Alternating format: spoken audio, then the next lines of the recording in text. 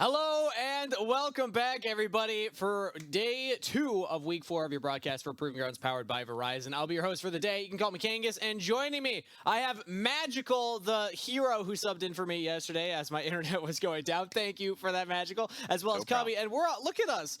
Look at us, dapper gentlemen on the broadcast today. I like it. The Cubby, this was your idea, right?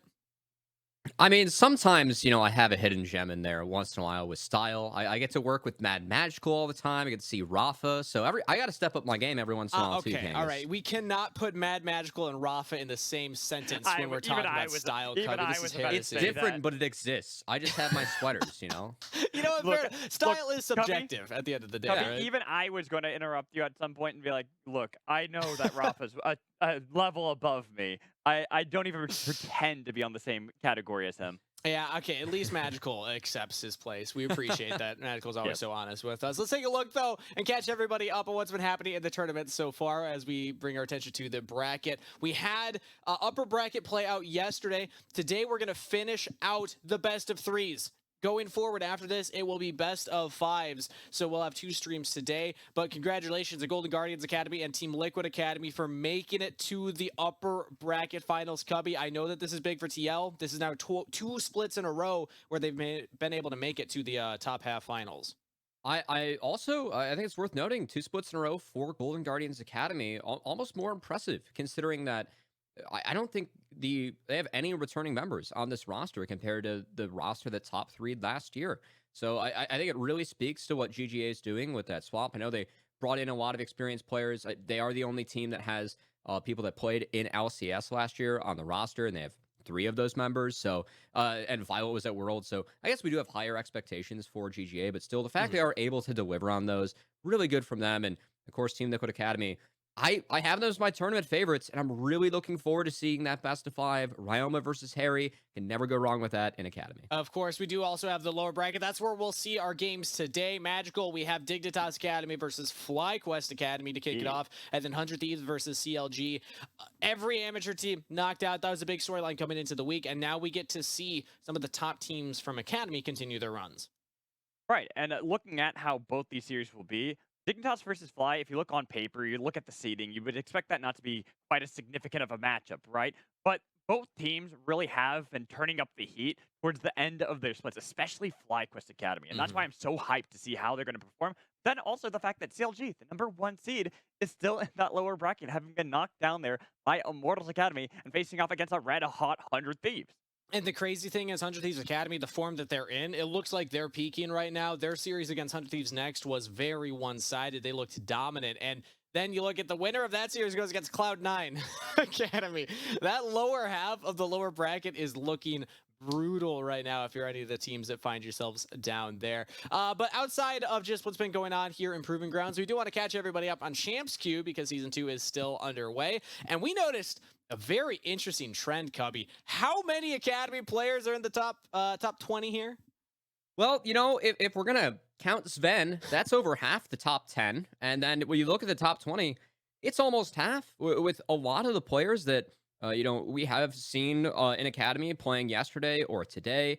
I think notably we're going to see Tomo and Philip in this first matchup. We'll see Dokla Yeah, and big Breezy Dokes. later. And yeah, the fact that Dokla is still #1, I know it's something that, there was some banner being thrown around in the pregame lobby the last time they were playing. The fact that once a game of 3, Dokla was like, this is cutting into my chance queue time. Jokes like that. So, hey, we'll have to see if 100 Thieves Academy can give them the same treatment today. And something to note there is, of course, that LCS playoffs are going on. So a lot of the usual names that we'd expect to be up there haven't been playing as much Champs Queue, but it's fantastic to see that the Academy players, they're improving grounds. Doesn't matter. They're still spending their time on Champs Queue.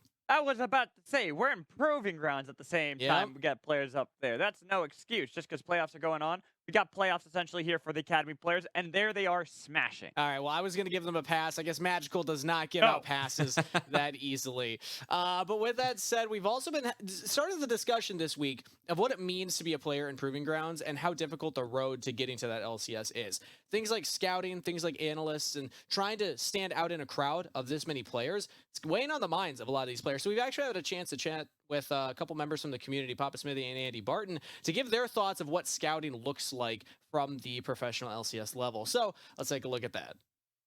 Academy is about showing up in the LCS is about getting to the LCS. And if you get discouraged by game-to-game results in Academy, it's really not about what you show in any individual Academy stage game. It's about what was your intention, how much did you improve, and from there, you just have to rely on the fact that if you maximize both, then you're giving yourself that best opportunity to jump up to the LCS. And, hey, I promoted Jojo Pion, 10th place Academy player, all the way up to the LCS. So you can tell right then and there, results are not the focus for me.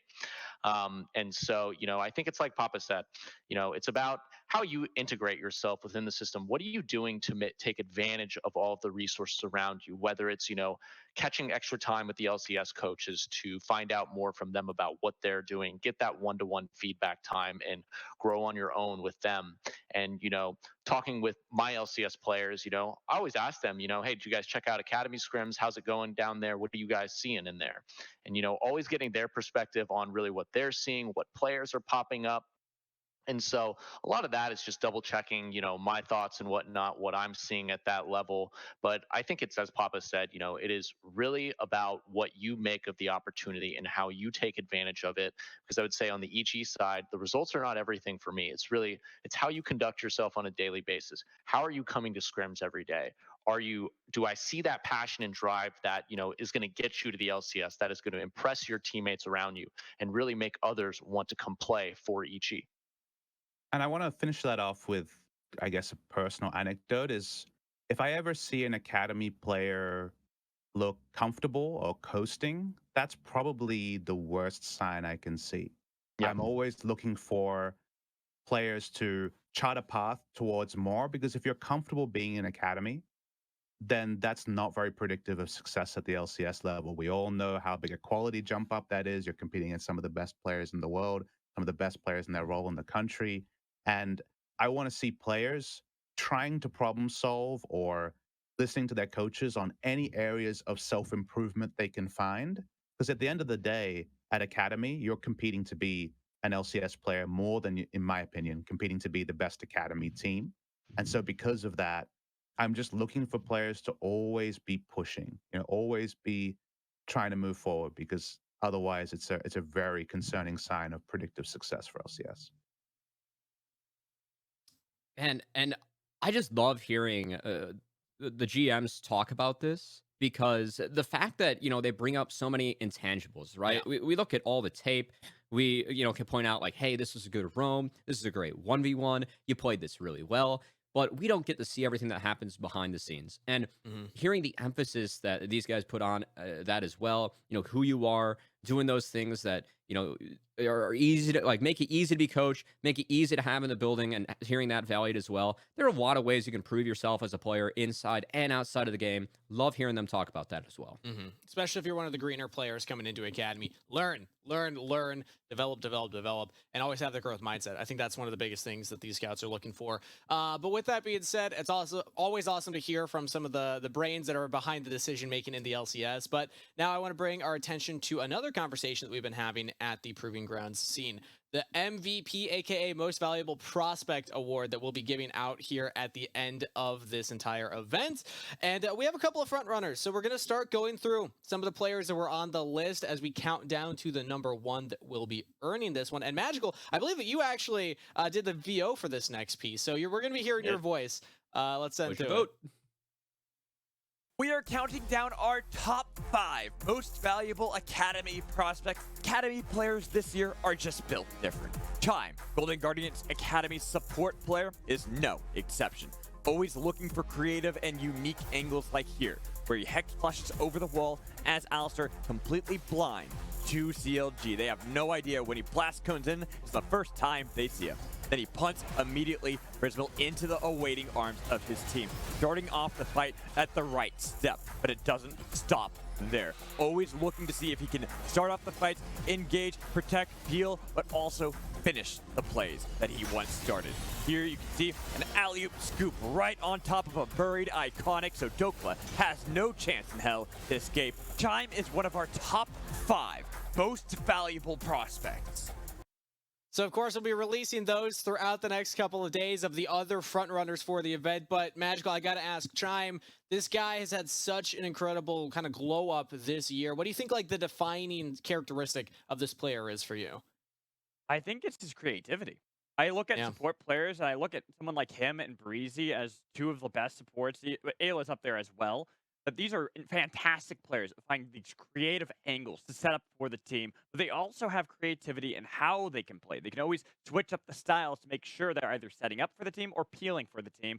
I mean, even in that one clip, the Alistair clip, that one is one of my favorite plays that we've had all Academy, just because the creativity. Use Hex Slash completely blind to get on top of Prismal.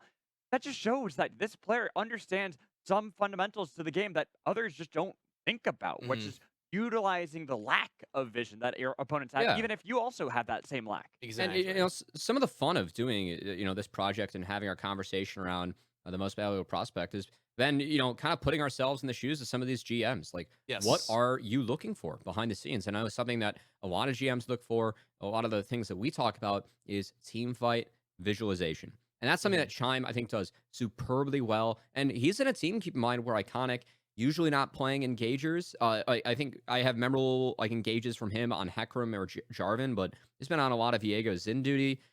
Sometimes Tony Top is playing tanks, but a lot of the times he's been playing the flankers and Camille. So Chime, a lot of the times, is the solo engage factor for this team, and he oftentimes finds it. Big part of the reason that GGA are in that upper bracket. You need that go button. And of course, we'll see more of Chime in that upper bracket. But let's bring our attention to the matches that we have in front of us today. We have, of course, 2 best of 3s. The last best of 3s in Proving Grounds before we get to the best of 5 rounds.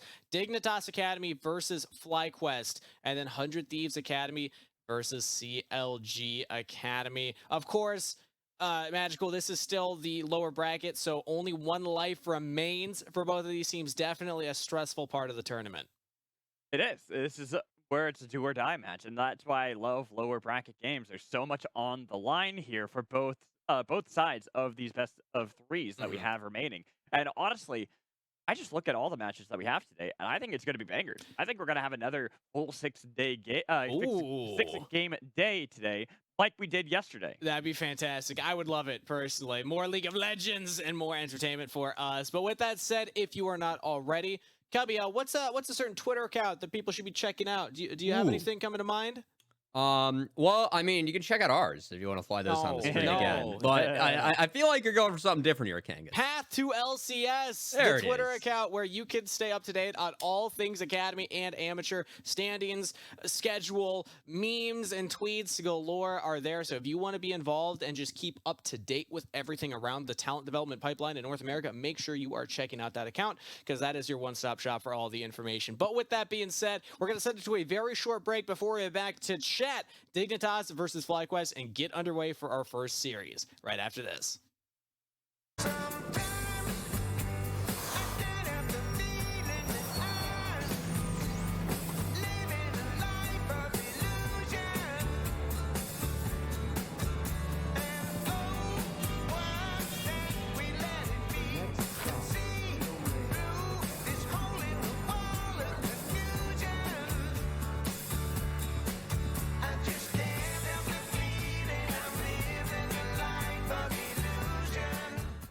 Welcome to another episode of On the Range, y'all. This week, we're going to be taking a look over at the Proving Grounds, see what kind of creatures we got to wrestle ourselves. Let's get on to it now, shall we? We got Cal right here. He's got a little 9-iron on his hip. He's letting that sucker fly. Woo! He's going to get him, too. Gosh darn it, it's coming for us. It's right behind us. We got to keep on going. Kaido, get him. Get him. Oh, my God, Kaido, you didn't need to do that, but I appreciate you. Wait, what's this? Is Viper coming over, too? Viper, stop it. We're being sneaky, and we're going to pounce on him. We're going to be eating good tonight. Toast is going to lay a little trap on now for Philip, but he's going to throw the whole kit and caboodle at him, too, but he don't even get Philip in free. We find old Gamsu under turret here. He's going to find himself in a bit of a prickly situation. Them prickly bears sure do bite. He's in a 1v5 under tower, but just like the legends of the Old West, he will never, ever die. Remember the Alamo! Remember the Alamo! Whew. We got some mighty fine critters out there in the Proving Grounds. Gotta say, it's been nice to see some new ones out there, but gotta keep a tight leash on those wild ones. We'll see you next time on The Range. We do not deserve Mazel and his commitment to the bit. Everybody always gets a good chuckle out of me. But let's bring our attention now, of course, to the first match that we have of the day here to close out the best of 3 phase for Proving Grounds. A big match between Dignitas Academy and FlyQuest Academy, 2 teams that have gone very similar routes to get to this point when you look at their start in the upper bracket and then their fall down into Grace. Although FlyQuest did actually get through the play-ins as well. So as we bring the attention to that, I want to start with Dignitas. Cubby, when we look at Dignitas Academy, they do have a winning record against FlyQuest during the regular season, but what should we know about them as a team? What's their identity? What should we be focusing on here? For me, it's interesting. I think one thing that is really makes this matchup interesting for me is the fact that each team coming into the series have very similar builds from this year. It is returning bot lanes with rookie topsides. And I think that this makes this matchup rather intriguing, just given that, in a way, both of these teams started on similar footing at the start of the year. But I think that both teams actually play quite differently. Dignitas, for me, watching this team, it's all about the bot lane. It's about getting Spawn ahead, attacking that lane, and watching what Spawn can do at the later stages of this game. And Spawn, this tournament, for me, has been fantastic. Spawn's play individually has leveled up, I think, since the regular season especially. And not to say this regular season wasn't impressive either, but in Proving Grounds specifically, kind of the primary carry. XU's that engine that we talk about a lot of times, Magical, but Spawn's kind of stepping up as, I don't know, the caboose, the one that gets them over, over the hill. So I would say that XU is the conductor, but we have Spawn as the actual engine of the train. He's the one that keeps driving them forward, and we saw a lot of this towards the end of the split, when they started contesting to make sure they didn't have to play in the play-ins, because that's when Spawn really was stepping up, and we've seen that throughout Proving Grounds thus far. This guy has been playing like a maniac, like you can see in this clip where it's 1v4. Yet he's still playing aggressively, and that gives enough time for assistants to arrive. They can continue to play so aggressively because Spawn knows his limits, and the guy's mechanics have just been out of uncharted territory. This play is crazy. I think the big thing for me about Spawn, too, is that he has always been someone that we knew could step up in the team fights. Keep in mind, Dignitas had a late surge in 21 summer of last year. I think a lot of that was actually behind Spawn. The fact that him and JJ were winning more lanes. And I think Spawn has continued that moving into this year. And I know that, we talked a lot about these teams, having similar builds coming into this season.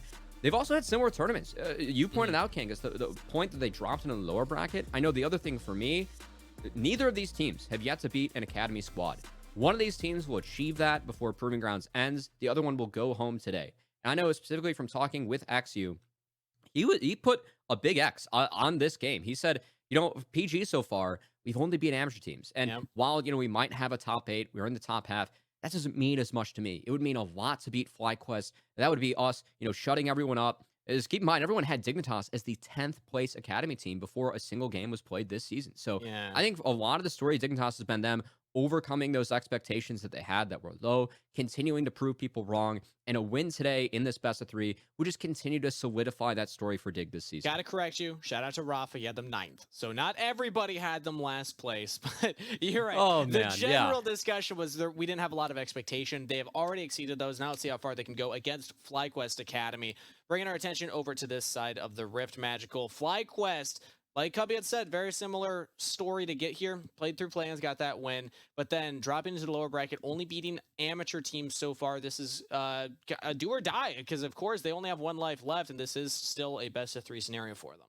They might have only beat amateur teams, but they have been very close, especially when you look at that series against Team Liquid Academy that they lost. True. It might have been a 2-0, and that on paper you'd think, it was one-sided, it was all Team Liquid, but it wasn't.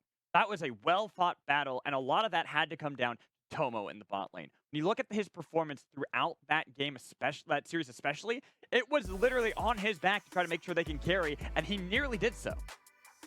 And honestly, to their credit as well, when we talk about the power level of the amateur teams that they took down as well. FlyQuest Academy beat 100 Thieves Next, who made it to round 2 in the lower bracket. And then you look at Dignitas, they beat Immortals AoE, also made it to round 2 of the lower bracket. So I don't want to discredit them by saying, oh, their wins were easy or their wins were against like bottom tier teams. Their wins were still against teams that made it past, the bottom 4. And overall, FlyQuest, I think the narrative behind this team, the big one was always the jungle. That's kind of where we usually look for them. But multiple other members still, very like Dignitas, are stepping up in this Proving Grounds performance. And I love the fact we're highlighting Tomo this marksman matchup too, because Tomo, he's been great. He is second in gold diff at 10 in Proving Grounds out of everyone. That's not just marksman. Unironically, I should say the marksmen are all in the top 6. So Spawn's actually 6th in the tournament, which is 6th for marksman too. But I think the Zeri is going to be a really important pick today. We saw the highlights for Tomo. His Zeri is 3-1 in this tournament. Spawn has also been playing a lot more Zeri. It was a part of his win over Taco Gaming, where in that series against Taco Gaming, one that got Dignitas to this game, Spawn only died once, had a 33 KDA amongst both of those games. I think both of these marksmen are on top of their games. We haven't even talked about the supports that have been around in Academy for a while that really not only help mentor the bot lane, but mentor these teams, lead them in the game as well. So I think this bot lane matchup is really exciting. And I'm curious to see how FlyQuest plays around this, because we know that Dignitas are going to attack bot early. FlyQuest, they're the team that it feels like they wait for the first 15 minutes until they really start making their moves, lean into some of that scaling and trade intelligently across the map to get them those points. So I'm wondering if we see FlyQuest almost fight fire with fire and go bot, or if we see FlyQuest play more towards this mid-jungle duo that has been very, very good this tournament. XU also will sometimes just get aggressive in the enemy jungle. So we could also see, all right, if you're trying to stop the engine that is Dignitas Academy, maybe you go at the jungle instead of the bot lane. But on that narrative that we had of this engine analogy, we go into the support. JJ is the one shoveling the coal in, baby. I mean, he's the one trying to get Spawn fed as well. And then, like you said, JJ and Diamond have very, a wealth of pool of experience to pull from going into this Proving Grounds, I think is the best way to frame that one. With these rookies on their team, oftentimes they're looked to as the leaders, as the shot callers. I also just want to bring up too, I know that we ran a great piece that Rafa worked on with XU, and XU specifically highlighted that, Diamond was one of the first professional players that actually helped get him in the pro scene. They were a duo. He said, you know what, if you want to go path to pro, he kind of showed him the ropes, right? Yeah. And I know that for XU, the fact that they're in an elimination game against each other means a lot to him. It's kind of a way that, it showed that XU, all the risks that he took, dropping out of college, pursuing this, hitting Challenger 2 weeks later, has somewhat paid off. And I know how much it would mean for both of these players to get wins, just knowing how competitive Diamond is, and knowing that XU has a little bit of extra motivation behind him too, going up against his friend in the bot lane. Can the student defeat the mentor? Who will take this best of 3 elimination match in the lower bracket to make it to the best of 5s? We're going to send it over to pick and ban because I'm hearing that we're ready. So Magical, Cubby, take it away. Thank you, King. It's always good having you on. Hopefully the internet stays, knock on wood. Gonna knock on wood hard for that one. You're gonna caster curse him like that? I am. Hey, I did it yesterday apparently, so I'm gonna do it again today. But we're getting ready for our first matchup. This is the last day of the best of 3s, the student versus the master matchup that you were just highlighting there, Cubby. I'm really excited for this. I want to see, because on paper, I keep mentioning the seeding, because if you look at the seeding, you would think that it'd be Dignitas that are the favored team out of the 2. But really, I go into this one thinking that FlyQuest are one of the strongest teams that we have here that has a low seed. I'm actually in the same boat. I think that FlyQuest has been fantastic this tournament. I keep on teasing that. I talked with XU before the games. He even recognized how well FlyQuest is playing now. Really respects them as an opponent. Both of these teams know it's going to be a closely contested best of 3 coming in, but as we get deeper in the tournament, the best team on the day is the one that should prevail. Excited to see which team that will be here. You want to start diving into the picks and bans. I did tease the Zeri being really big for Tomo. The fact that he is 3-1 on that champ that is taken away. And for Dignitas, another champ's been big for them. It's actually that Ahri. That FlyGuard ban tells me a big priority on Ahri. I think also important to note, Spyrax is 4-0 on the Ahri as well. So I think Dignitas are going to 1-2 Ahri. But Hecarim, that big power pick that's been left up in the meta, he is the highest presence pick ban champ. He is going to be let through and usually will be piloting him this game. Yeah, I was about to say, when I saw that FlyGuard ban, that also makes a lot... It should be Ahri. Oh, but it also makes a lot of sense for them to ban that because how well Spyrax piloted that. against Team Liquid Academy. That and Tomo in that series were keeping them up in the face of them. Those games went, what, 35, 40 minutes each? It was insane, but the fact they didn't pick it, we had to expect that Spyrex was going to have his hands at Ari. And I think that it's kind of a surprise in the pick ban for me, because they could have gotten Viego on 3. But it seems like Dignitas want to hide their hand a little bit more. This will give up the Ari to Spyrex. Keep in mind, he is 4-0 on the Ari in this tournament. Has been very, very good on this champion. Knew it was going to be a highly contested pick in this best of 3. Going to be going out of the way of Spyrex first. But Dark Wings, he's throwing it down. A good game for Silas. He already has 2 good ultimates on the board in the Hecarim. Ari's all right, but it's a decent matchup you can get through. And already Dignitas with this Viego-Silas combo really telling me they want to attack that mid lane early. Well, I'm also imagining that we're going to see a Renata ban here from Dignitas because how much they want to fight into the face of That's not a bad call. It's just, I imagine that because I look at what they can do, and there it is. Good call. Look at you, Mad Magic. Hey, big brain over here. Wow, So okay. Once in a while, this thing up here works. I like when you get in the lab and you break out the tech, but also the standard tech as well. I think that another reason we might see that ban, Dignitas could be setting up for a Nautilus. I think Nautilus Ari is a really deadly combo, because whenever that depth charge connects, you can get in position really easily as Ari with the Everfrost, the Charm, and capitalize on whatever carry you want to take off. So I think the Dignitas are going to be looking towards a Naut. I like the TK ban. I wouldn't be surprised if FlyQuest ban Nautilus second. As for what Dignitas wants to take off the table, it could be Rakan. But also Rakan, mind you, it could be a nice pick actually for Dignitas. You already have 2 melees you can kind of piggyback off of to get in the fights and attack the backline. So I'm curious to see what happens with that pick as well. Ooh, Leona is going to be the ban coming in. Not going for that Rakan as I expected out of Dignitas, which means to me that they don't actually want Nautilus. They want to get Rakan. I think they're still setting up a Naut, and part of that is a respect ban towards Diamond as well, because Leona, really good this split. It's one of his most played champions, also been 3-0 in this tournament. Now, FlyQuest have a choice. Do they ban Rakan and or Nautilus, or Nautilus, or do they just let both through and take something else off the table? It seems like that Nautilus is going to be taken away. Now we'll see if Dignitas decide to deny the Xayah Rakan combo, take the Rakan for themselves. I'd imagine you have to here, just to make sure you don't have to deal with that kind of powerful bot lane, especially Diamond on these initiators, such as Rakan is one brutal duo. We already highlighted Tomo, but Diamond, this player that we've seen in Academy, win many titles during his tenure here in Academy. I'd imagine if you don't take the Rakan, he will have a field day, and there it is. They make sure they deny the combo. And now for Diamond, I'm curious if he ends up hopping on an Enchantress. We've seen, champions like Zillion played in the Rakan to a lot of success. He'd even go with Karma if you want to take something like that, or the Yuumi. I'm expecting Enchantress out of Diamond. This would help empower the Hecarim, especially. Will be the lock-in. This fits the identity of FlyQuest because a lot of their success has actually been built around Philip in the top lane. His Scion, his Gragas have both been really imperative in the success of FlyQuest and Tomo's ability to fight later. I am curious, though, if he ends up going for something like a Chase, because I look at that comp, it's a little bit low damage, especially if you have Yuji going for something like a Conquer. It will be the Gragas. You can go Everfrost first, and I am curious about this pick, too, because keep in mind, this does give Darkwings another really powerful ultimate to steal away from the side of FlyQuest, so we'll see if Eclipse ends up going for something like Camille or Aatrox. I think both those champs would feel really good this game for him. Yeah, that's what I'm kind of looking at as well. And I'm also... Whoa! Ooh. And never mind, I don't even get to talk about the point I was going to make about usually going for more damage build. It's going to be a Mundo to face off against Philip in this top lane for Eclipse. I mean, I think that Dignitas are kind of, in the same boat of what we're identifying here, Mad Magical. The fact that FlyQuest, that's a lower damage composition that you have, especially if it's going to be the poke Xayah, not the crit Xayah. So if Mundo's able to tank that up, we've seen what Mundo can do, especially past level 11. Really tough to get through him. And all of a sudden, Dignitas, they're returning to some of the identity that we've seen them play really well with. It's spawn on a hyper carry. Yep. They have a big front line to sit in front of them.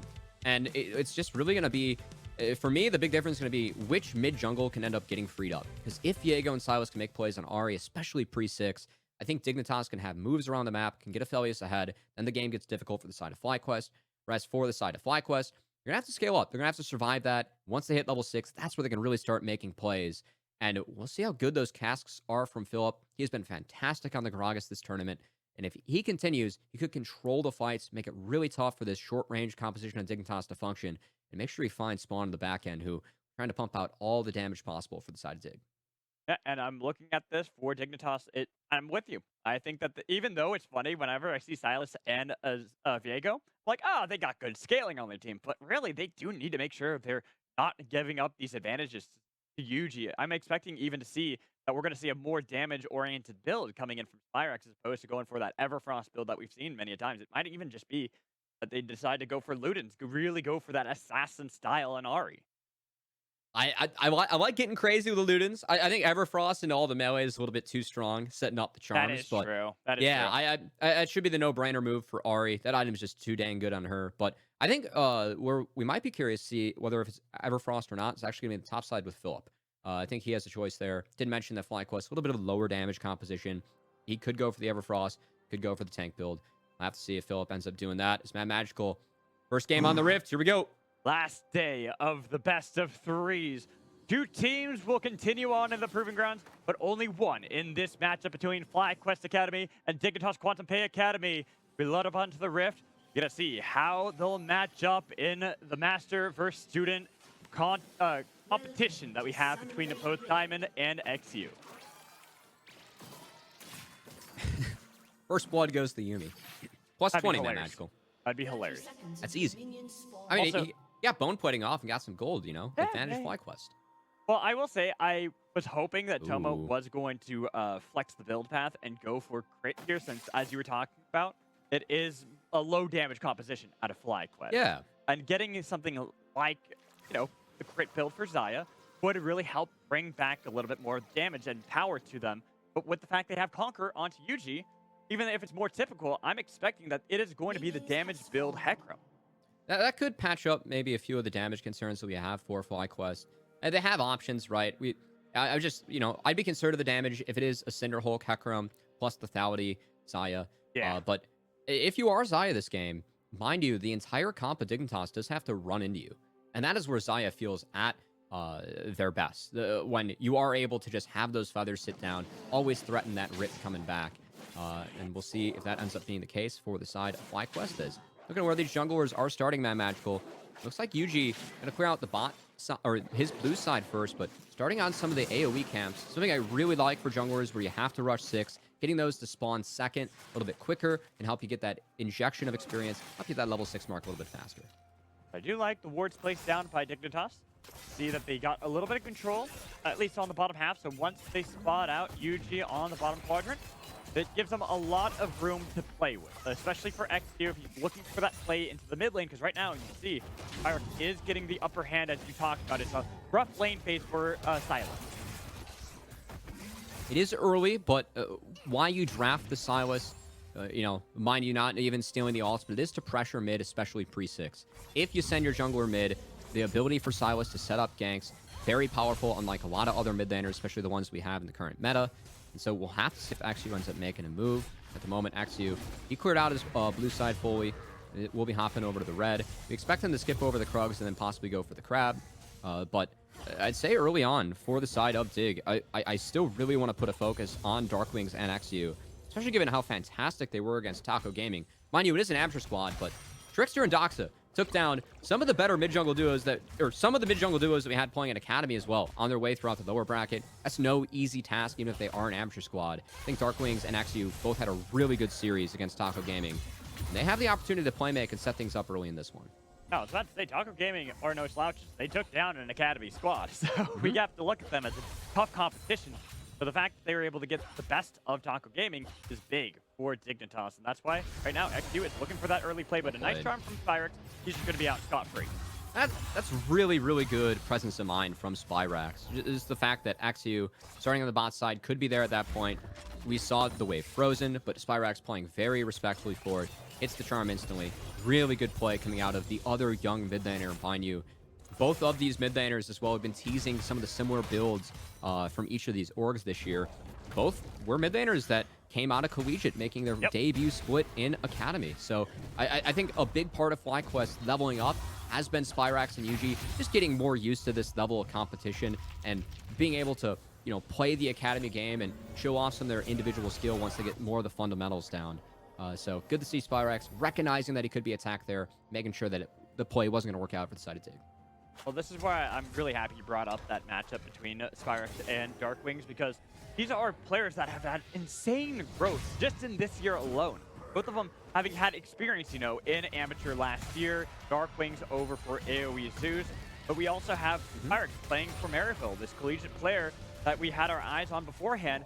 But at the beginning of the season, it was rough for both of them. They had some highlight plays, but it wasn't the most fantastic start. So as they grew into the season, getting more comfortable with the environment the team provides, playing with UG for Spyrex, playing with XU for Darkwings, and looking so much cleaner than we ever would have expected. I mean, it's fun coming into this best of 3 because while one of these teams has to go home, it really does feel like they have earned their spot here for a lot of improvement that we have seen in the back half of the Academy regular season and moving into PG. I mean, improvement to the fact that Dignitas even recognizing that for the side of FlyQuest. Like, this is a different team than what we faced early. So, we'll see. So far, we have a pretty slow early game at Magical, but here comes XU. Trying to make a move. They can't attack this. They've got the Graviton knock up with the Grand Entrance. This is as clean as you could possibly get for the side of Dignitas. Even if Spawn's taken low, they've got 2 kills in that bot lane. No cleanse for the side of Tomo. Spawn's the one that gets the party started, and oh, he's going to eke out. Minions were trying to take him down, trade out for FlyQuest, but that will not be the case. And I love how Spawn, you know, with the blue and purple guns, you have the ability to land that CC. He's the one that actually engages that play and makes sure it's clean for the side of Dig. And looking at this, like you said, flash forward from Spawn to start off this play. This is why we're highlighting him at the beginning of the day. Spawn's been so good in this tournament. Even in the loss to C9, I still feel like Spawn has been pumping out max damage whenever he can. We've talked about how Spawn is someone that is this elite team fighter. It's the reason that he found himself in Academy in the first place, but I think he's really leveled up his lane phase. Dignitas are a team that loves to attack bot, set Spawn up for success, and win games from there. Really good start for Dignitas and their game plan in this first game of the best of 3. But right now, in fact, they had to reset after all that is said and done. There's a little bit of time for Yuji to focus on the first dragon of the game. First neutral might be contested possibly here for Dignitas, but the fact that we see XG on the top side of the map, not expecting any kind of answer except maybe again the Scuttle Crab. It is the ebb and flow. Dignitas just try to play bot. They get the wave in, they base, FlyQuest, punch back, and that's a good thing for FlyQuest. I mean, one of the things that we really credit FlyQuest for this season is their ability to play scaling comps and trade across the map. I think Dignitas, they will take the fact that they got kills in the bot side, but at least FlyQuest pick up that first dragon, and they delay what could be, you know, an early soul win con for Dignitas in this game by a few minutes. I feel like it's a nice consolation prize inside of Fly. I think that also sets up the side of FlyQuest for a potential better late game than we'd expect on the surface, because they have a good late game. Right. They have a good late game on the side of Dignitas, but we also have some good things on the side of FlyQuest. The fact that you have a Hecarim who's just farming up, it is going to be the tank Froggus in the top lane. But I see that Sheen in the inventory of Yuji. To me, that is indicating we're getting more of the damage-focused build out of Hecarim. I think it's the right call from Yuji. You have the Yuumi in your back pocket. Your team needs a little bit of damage. Going for the Malice build with that Conquer and Trinity Force. I feel like this does steady some of my concerns for FlyQuest as this game moves forward. But what I want to see next here, Mad Magical, is can Dignitas play cleanly around this Rift Herald? You have that Mundo in 5-pick. You have your bot lane ahead early. I feel like Dignitas, they have all the cards to try and make a play for this Rift if they want to. And I want to see if they can execute it cleanly. Because if Dignitas wants to continue running with this game and, you know, pushing this 1k gold lead they have early in the bot side, Rift Herald is the way to do that. This is the most important early objective. And it's now on the Rift. See how our teams play around it. I'm kind of looking at the top lane and when they can get involved, because the tank v tank matchup doesn't really mount to too much of an advantage for either squad, which is why we see Dignitas not even trying to see if they can put the pressure around that Rift Herald just yet. Instead, they're trying to get a little bit of control over Yuji, who's been doing his damnedest. The power farm in the game, continuing to get himself scaled up. They're now hitting those level 6 marks, and this is what you talked about before, Cubby, is this is when the team really starts to come online. It is, but it doesn't look like FlyQuest are actually positioning themselves for this Herald. I actually really like that from XU. The fact that he spotted Hecarim going from top to bot. This is going to open up a window where Mundo is stacking up a slow push. Darkling's just got this wave in. And Dignitas should be able to start this Rift Herald with a numbers advantage. Good point. That is a good point there, Cubby, because in fact, as you're saying, XU is on that Rift Herald. They've got the advantage with the push that came in Darkwing.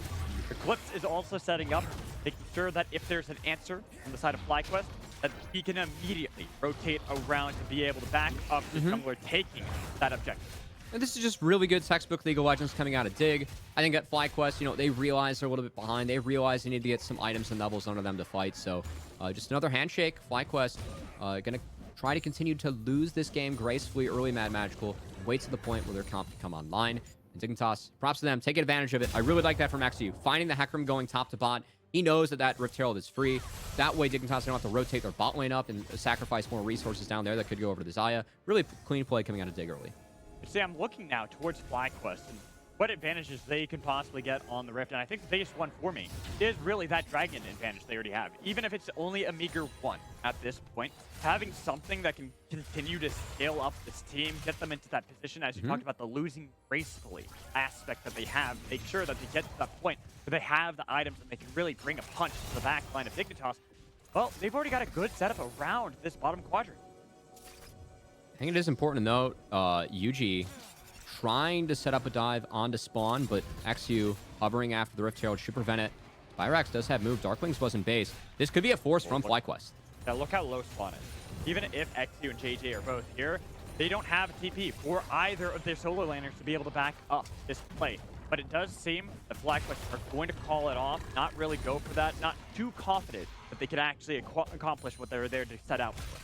And that's really good pathing from XU, Mad Magical. And that's a window that FlyQuest set up. They had the Silas in base. You had the Hecarim rotating over here, skipping over some of those top camps to try and make the dive happen. But XU out of base, hovers correctly, able to be there in time. Him showing his face prevents the play. And while that was going on, Eclipse, he had this counter matchup in the top side, Mad Magical. Yeah. That's 2 points going over to the Dr. Mundo.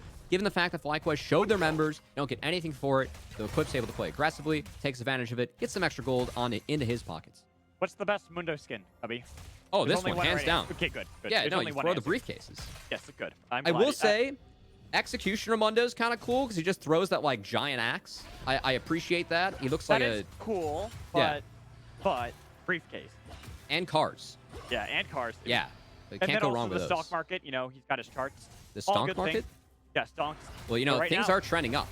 I was about to say, especially for Dignitas, as they're looking for this play in the mid lane, popping the Rift Herald right as the Dragon spawns. So they get the inside track onto this objective, denying that potential solo escalation that FlyQuest were looking for. And I love the hover from Eclipse. The fact that Eclipse doesn't show, or I should say isn't showing on that wave, it means that FlyQuest really have to be respectful of this area in the map for Dignitas. Now that Eclipse does show, FlyQuest going to wait, try and make their play now, and Yuji's going mid. They've got a lot of damage, and the stolen art from Dark Wings keeps him alive. Toma's going to die with that Lost Chapter burn there from Diamond. He's getting back towards Yuji, but there's a lot of damage being unleashed on him. The charm's going to be able to connect, but they already got what they need to. Dignitas were able to find the pick on Tomo so they can turn to the Dragon. And FlyQuest get caught out in rotation. Darklings, props to him, stealing the Hecarim ult and getting out. Baits in the side of FlyQuest. Dignitas turn it around in their bot lane. They take the kills, they take the Dragon. And here they're set up in a great position at the moment. They've got themselves that Dragon, slows down the pace for FlyQuest as well. We get a look at this replay and watch Tomo. He knew that they were nearby, but he didn't respect it. I mean, did they know they were nearby? They snuck in the pixel brush and held. I love the creativity from Dignitas. I can't say if FlyQuest saw them enter the pixel or not. And the fact that they are able to catch the bot lane of FlyQuest off guard again, Mad Magical. This has been a beautiful early game coming out of Dignitas. Well, I think that they spotted them, but not going into the pixel. Expecting that they were going to join the fight back Dark Wings, but not expecting that they would immediately turn for Tomo and Diamond, which was what happened, giving this advantage over to XU, who's been playing out of his mind in this game, all over the map to make sure he can set up his lane, as well having advantages over a power farming jungler such as Hecarim. And I just love the creativity of the first 2 plays that Dignitas have gone for. We think of Spawn flashing in, landing the Gravitum. Then we think of them sitting in that pixel brush, waiting, staying disciplined, having faith that Darklings would make it out on his own so they could turn it on the bot lane. It's been a really good start to the game from Dig, showing some of their game planning and creativity off. And now XU, with this lead they have in the bot side of the map, Darkwings is given blue, Spyrax has to base, and XU is going to get up in the face of Yuji, take away some camps. And getting more and more of an advantage for this Viego. we look towards the side of FlyQuest, and, you know, they're going to look for a little bit more scaling. They wanted to get to this point. Level 6 to 9 is when we really expected, especially these first mythics for them. But it's hard when you have to deal with a Viego, who's already got that first mythic completed, has about 1,000 gold over Yuji at this point. Plus, it's Viego. We always talk about how at level, the second item spike for Viego, that he becomes nearly unstoppable, especially if he's ahead. Early game, plates have fallen. It's a 2.5K gold lead for the side of Dig. And I mean, it honestly feels like there really wasn't any counterplay for FlyQuest to deal with it. I mean, they didn't see someone enter the pixel brush. They walked in. It was a beautiful setup bot to get that first blood and the hands of spawn to Mad Magical. And I think for me, as we shift into the mid game, when does FlyQuest make their first move?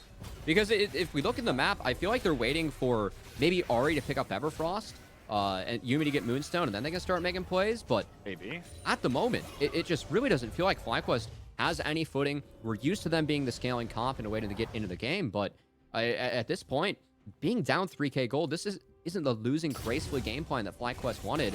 And now Yuji, like he's got out, but he should be able to get out. He does have that ult available in case he needs it, with the flash going there too. Holding off as best he can so he doesn't burn such a crucial ult, but he's forced out of his own jungle when the Rift Herald spawns. Dignitas are playing this game nearly perfectly with every call they have. I love Eclipse too. He just pocketed that crab, put that right in his briefcase. Give me that 150. Bringing that back to the bank too is Dignitas. Looking to pick up the second Rift Herald for Axu.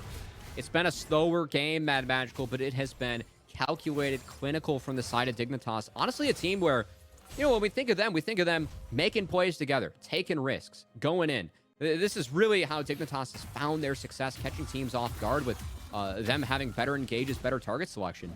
This has been pure macro against FlyQuest, a team that, for us, has really leveled up throughout PG. I think entered today as the favorites, in my personal opinion. A lot of that is through how cleanly they are able to play out the map early to stall things out and get to the later stages where they have been team fighting well. Dignitas has broken that Mad Magical, playing really good league to start off the day. Especially doing their typical plan of playing around the bottom side of the map. The early visits from XU, twice over, getting kills on Tomo. This just shows that they are well practiced. They understand where their strengths lie, especially because you have someone like Mama Bear and JJ who starts off a lot of these fights so well, but Swan too. That flash in initially to put behind Tomo to make sure they didn't have to worry about the lethality poke has gotten them into this position where XU, he's nearly got that death dance completed. He's getting close and close to having that spike. And you can see Dig 30 seconds before the Dragon. Both bot lanes have now shifted mid. Dignitas is going to try and utilize the powerful guns that Spawn are holding right now. And this Rift Herald to take down this mid outer and get Prio. And again, when they make a play on the mid turret, Darkwings has rotated over. He's not spotted. He's going for a play. Evercross not connecting, but the God Flash Spectral Maul with Chains to pick up a third kill on Tomo. Diamond will follow the grave as well. What a beautiful game from Dignitas, Mad Magical. The setups coming out of this team. Tomo caught off guard from the Shroud, from the mist, was not able to react in time, has ult, has flash, but XU is the one that finds him with his proactive flash. They take 2 turrets in the mid lane. They're going to take the Dragon, and game 1 feels like it is all Dignitas. They have been playing so clean this game. Every play they set up looks like it's been planned out since the very beginning when they were in the draft phase. That's how clean it all has been. While FlyQuest just don't seem to have that same footing they normally do, especially off the back of their mid-jungle duo. You can see here, it's just a clean setup from Dignitas. And this is something where, you know, against Taco Gaming, we saw Dignitas find a lot of fights where it was number advantages. But it really felt like that was because Taco Gaming were overextending on the map. This isn't FlyQuest overextending. This is Dignitas just using priority, finding numbers, and taking down FlyQuest when they aren't expecting it. As Tomo Diamond fall again, it has all been built around punishing this bot lane. Xayah Yumi, as you properly called out, Mad Magical, it is a lane that's frustrating in isolation. A lot of poke, a lot of heal, but if you attack it, it is vulnerable. Dignitas have done just that, and they're looking to stay on the offensive. And with Yuji aggressively invading for no discernible reason, they're able to easily kill off someone who's not that tanky. With this flank coming in from Eclipse, FlyQuest, they are forfeit here. Even if you're using everything to try to survive and get a kill back with you, you will all be tasting dirt as you're buried. And Dignitas, they clean up the fight again, Mad Magical. Lucky enough for FlyQuest, Baron doesn't spawn for another minute, but it's a 5k gold lead for the side of Dig. Eclipse making sure that Spyrax catches a little bit more business on the backside, and Dignitas get to clear out the map again, and it's all from them. This time around, FlyQuest trying to find a footing on the map.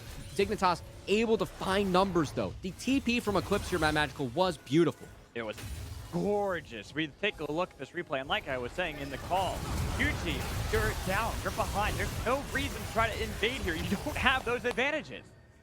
I mean, they don't have the advantages. It is the point where Yuji, has the Trinity Force, has the Yumi. I can't expect, looking for something on the map. It was a late reset from Dig, but Dig, they stay disciplined. They're the ones that get on the map, and at the same time, they are not overextending something that Dig did have a tendency to do throughout the regular season.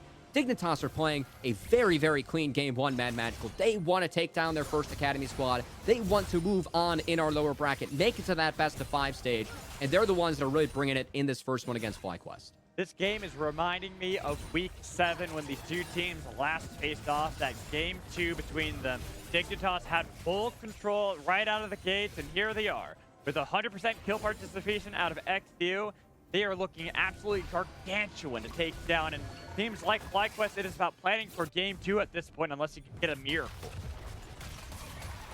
And I got to credit Dignitas a lot for the game plan. I mean, they went through Hecarim, the most powerful pick on this patch. Something that has had a ton of success in Proving Grounds. I know, not including yesterday's results, it was 18-7 in PG, the highest presence pick ban champion that we have. And they gave away the Ahri. Keep in mind, in draft, we thought the Vygar ban was setting up the Ahri. They banned out the best counter for Ahri. They still gave it up. Darkwing's able to play the Silas. Has been really huge at, helping set things up for XU on this Viego. Not to mention JJ being able to work with his jungler, the veterancy of Mama Bear, as you called out. It's been him and XU syncing up, making plays, attacking this bot lane of FlyQuest, and FlyQuest have just yet to have any response, Mad Magical. The worst thing about playing Lethality, Zaya, is when you fall behind like this, because you feel useless. You feel like you have no damage that you can reasonably attach to Dignitas, that you can throw out and try to turn things around, especially because we're past the 20-minute mark, Cubby, but we don't even have a completed Muramana. And I think that, as we shift in the later stages of the game, Yuji's going to sneak out. You have to recognize some of the win cons potentially for FlyQuest Academy. You still, one of the things we haven't seen yet is Philip join a fight. And we've seen how good Philip's Gragas can be. I think against all these melees, Gragas has the potential to split up a fight, help isolate things for FlyQuest, help them get resets on Spyrax from there. That's really what I'm looking towards. And I don't think, if I'm FlyQuest, we are 50 seconds away from this dragon. I don't know if I want to fight. Tomo has yet to find that evolved Muramana. It's going to be really close to the timer. And you're looking at the side of Dignitas. You are staring down a nearly completed LDR for the side of Spawn if he's able to get it on this reset. You're staring down as Zanya's coming out from Darkwings. I don't think this is a time where you can take a fight if you are FlyQuest. I would see this dragon and try and find gold elsewhere. And I know you're talking about... They're not seeing the dragon. What can they do to get back to this game? What can they possibly find in a play? I think the play is really just planning for Game 2. They're so far behind. Even if it's only 6,000 gold that separates the two teams with 8 kills, 0, which shouldn't seem like that much of a gold deficit, it's still... You have no advantage. Well, hey, turret gold. Hold on. Okay, I will say, mind you, FlyQuest did fall pretty far behind against Team Liquid early in the series where they did drop against the Academy team. They played it really well. That was a close 0-2, despite the score line. They played some of the fights really closely. So we'll see if FlyQuest can muster up some of the team fighting power we know this squad has. As I did say that this dragon could be risky to go for. They have fully committed to it. And to be fair, they have control of the river. They're doing a good job holding these chokes. This dragon is at half. But they're scared of XQ and his positioning. He's stolen away all with an engage that came in from JJ, but he's blown apart. The first death that Dignitas have started in this game with Dragon being taken so low. They're looking to force fight battle. XQ's in the pit. It's going to go over to the side of FlyQuest with a ensuing fight afterward. Darkwing goes gold. The kill from XQ, the reset, but he might still die. A nice leather call was actually able to pick up the kills, and somehow XQ lives. It's Tomo and Diamond fighting against the world Spawn. Eclipse. Even Darkwings, they're looking to hunt down the bot lane that's been suffering so much in this entire game. They don't have that much damage to fight back with, but they're doing their damnedest. flash in from Darkwing, takes that one, and the double kill that comes in from Dignitas. And it's going to be a TP to Baron, a base and TP for Dark Wings and Mad Magical. That play that was made by the mid-jungle duo of Dignitas. We came into the series teasing, how are Spyrax and Yuji going to play around this mid-jungle? It's been something that FlyQuest have really upped their game on throughout this tournament. The ones that are up in their play, though, it is XU and Dark Wings. They play this fight so beautifully on the back end as we take a second look. Look at Dark Wings. Yes, JJ goes in. He gets picked early. But when Dark Wings goes in, him and XU, they split the fight, and they were able to take down both members in the back half of this Dragon Pit. That was the big difference maker and why Dig walked away with this win. I think it's also the fact that Look at XU this. finds the reset right there. Oh my god. But it was them going in. They split the fight. The fact that Dark Wings casted that Hecarim ultimate, it feared two members away, and they just straight up won that 2v2 Mad Magical with some really good outplays coming out of these two members. This now puts them firmly in the lead. As we gotta fast forward a bit. They'll eventually kill the bot lane of FlyQuest Academy, and then TP right to the Baron. Now they have that Baron control. They've got a lot more power to continue to have this momentum, where they're now nearly 10,000 gold over that of FlyQuest at only 25 minutes of the game. And I mean, this game could not have gone better for the side of Dignitas. When you think about how this team plays and their game plan, the fact that they got Spawn ahead early. Now Spawn is on the FLYAs, and honestly, the fact of how they set up around the mid lane, I think this is the strongest game I've seen from Dignitas so far this tournament. Agreed. At the right time, the ability of Darkwings and XU to sync up in these fights. When you're playing the Viego Silas, you gotta pick the right spots, pick your right members. Your upfront damage to single targets is so extreme, it can help Viego get those resets. And they've been making it look easy, even with the sick mechanical outplays that they had in the back of that Dragon Pit. This game one has just been all Dignitas. They've controlled it from the first few minutes all the way here, 26 minutes in, Chubby. With only one death that they have suffered, being that of Mama Bear, making sure to protect the rest of the team and the mechanical outplays that ensued afterwards. They are now here at the base of FlyQuest Academy, ready to take down their first game here against the Academy squad, try to move forward in the lower bracket. They can face off against Immortals Academy when they get to the next stage. And I mean, that is something that we really haven't brought up. The fact that if you watched the series yesterday between GGA Immortals and TLA C9A, personally, well, I mean, it was a good series, but personally, if I'm in this best of three, I'm licking my chops for a chance to play Immortals. They had an off day yesterday. And we know that Immortals, they are a team. I mean, they took down our top dogs in CLG. I think they played really well in that series. They did not play their best league yesterday. That series could have easily been a 2-0 in their favor if they played game one cleanly. They did not. GGA fought back at every turn. And I would much rather face them than C9. That's really the thesis of what we're getting towards here, Mad Magical. So this is a big opportunity for both of these plays, not only just to make it to the best of 5, potentially set themselves up for a top 4 in PG.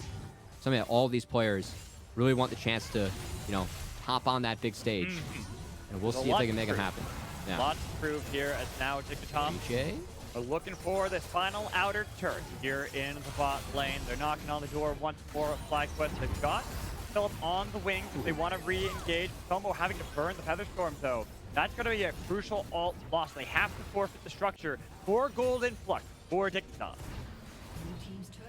Love that alt from Spawn, as that chunk just bought them another turret. Baron is now expired for the side of Dig, but they are firmly in control of this game, Mad Magical. A 12,000 gold lead in their pockets. Not to mention the experience advantage. Darkwings just netted level 17. Spawn, 2 levels against. Okay, 1 level now against Tomos. He just picked up 13. Either way, Dig firmly in control. They should take this dragon for free.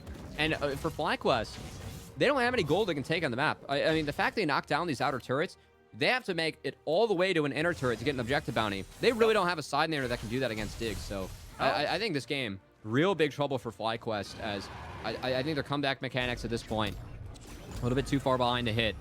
And this has just really been the story of Dig, their early game plan and execution. Beautiful in this first game against FlyQuest. And we talked before about how there's a lot of, well, not a lot, there's a lack of damage from the side of FlyQuest when you get further on into the game, and we're starting to see that they are suffering from that. Even looking at Yuji, He started off with the Trinity Force, but had to go for a Frozen Heart afterwards because how quickly he was dying to Dignitas. They can't afford to lose their main engaged sword. I think for FlyQuest, the big key now is just making sure that they don't die early. Because if Viego gets a reset, you do not win that fight. They have to make sure that Viego goes down, does not get a reset. And to be fair, there's some things that can buy some time. Once again, if you overextend into Azaya, she can really punish you with the feathers. Yumi can help top off some of those health bars, but it's still just such a demanding ask for the side of FlyQuest.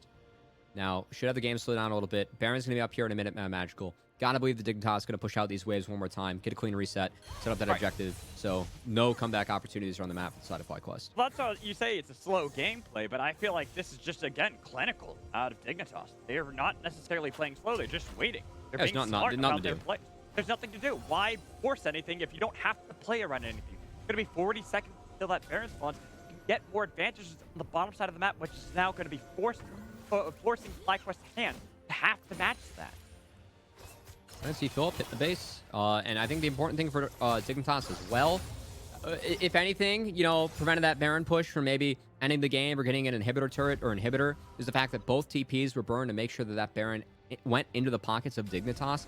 Now their solo laners have the TPs back up, so they can stretch the map, something that Mundo can do really well into either the Gragas or the Ahri, just putting even more pressure into the hands of FlyQuest having to deal with this. Gotta look for those miracle plays that we were talking about before for FlyQuest. Right here, the TP advantage is being utilized by Dignitas to get all 5 members already around the Baron pit. Of course, they would much prefer to get a pick before they turn for that objective.